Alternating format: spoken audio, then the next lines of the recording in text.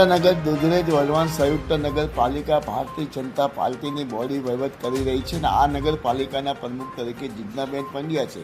પરંતુ સુરેન્દ્રનગર દુધરેજ વલવાણ સંયુક્ત નગરપાલિકાના તમામ વિસ્તારોમાં, તમામ વોર્ડમાં રખડતા ભટકતા રેડિયા ઢોરનો ત્રાસ દિન પ્રતિદિન વધી રહ્યો છે અને રેડિયા ઢોર જનતાને રંજાડી રહ્યા છે, જેના કારણે જનતામાં, લોકોમાં રોષની લાગણી ફેલાઈ રહી છે. પરંતુ સુરેન્દ્રનગર દુધરેજ વલવાણ સંયુક્ત નગરપાલિકાના ભાજપના સત્તાધીશો દ્વારા અને નગરપાલિકા દ્વારા રખડતા ભટકતા રેડિયા ઢોરને પકડવાની કોઈ કાર્યવાહી કરવામાં આવતી નથી, જેના કારણે રખડતા ભટકતા રેડિયા ઢોર જનતાને નુકસાન કરી રહ્યા છે.